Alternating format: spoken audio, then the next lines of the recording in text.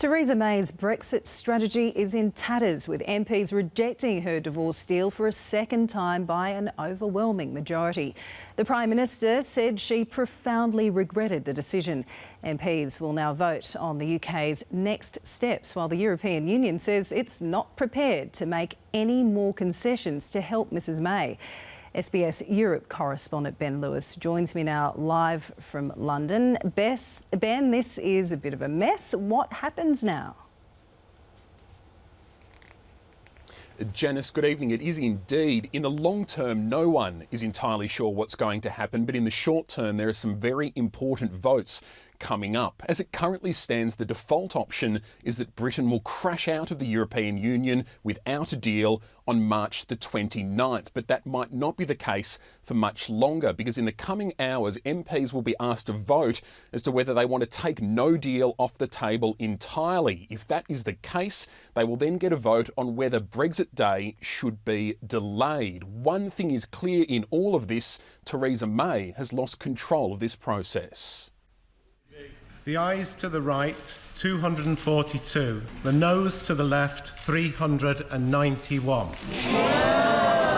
A second defeat for Theresa May's Brexit divorce deal, and it wasn't even close. I profoundly regret the decision that this House has taken tonight. I continue to believe that by far the best outcome is that the United Kingdom leaves the European Union in an orderly fashion with a deal. The Prime Minister's voice was giving up, but she isn't, telling colleagues she hasn't considered resigning. Instead, she's looking ahead to the two crucial votes to come. Tonight's to rule out a no-deal Brexit, and tomorrow's to ask the EU for a delay to Brexit Day. This is an issue of grave importance for the future of our country. Just like the referendum, there are strongly held and equally legitimate views on both sides. But it's what happens beyond this week that's of most interest to the opposition leader. The Prime Minister has run down the clock, and the clock has been run out on her. Maybe it's time instead we had a general election and the people could choose who their government should be. The likelihood of a general election has increased, as has that of a second referendum. 52% of the voters voted to leave, but in the House of Commons, probably 500 out of 650 MPs supported Remain. And this disconnect is actually quite troubling for our politics, because the House of Commons is ignoring the majority of the British people. But with MPs set to reject the idea of crashing out of the EU without a deal, Remainers are, for the first time in a long time, feeling hopeful. I think we should revoke Article 50 and have a time of, thinking about it, so that all the sides can come together and have a conversation properly. So celebrations here outside Parliament, but across Britain tonight, many more people will be feeling incredibly anxious, unsure what the future holds for their country. Leave voters warn of anger if MPs are seen to betray the referendum result. If our Parliament chooses to continue to ignore that vote, as they have been for the last 2.5 years, pretending that somehow you can fiddle your way out of it, they're going to get their comeuppance at the ballot box.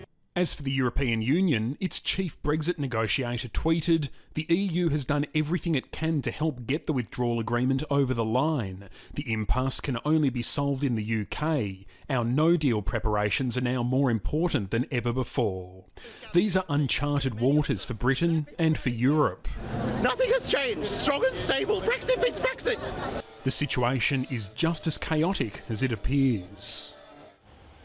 Even if Parliament asks the Prime Minister to go to the EU and ask for a delay to Brexit to extend Article 50, there's no guarantee that the EU is going to agree. A key figure in all of this is the Dutch Prime Minister Mark Rutte, and he tweeted to say that an extension, a delay, will only be granted if Britain can show that there is some way forward for some sort of deal. And Janice, we've been speaking to several senior Conservatives over the last few hours, and they've told us don't rule out the possibility that Theresa May might try to bring back her divorce deal for a third time, despite the fact it's been overwhelmingly defeated twice already. She's not the sort of leader who likes to change course, and her thinking might be that the closer we get to leaving the EU without a deal, the more pressure there will be on MPs to accept her deal.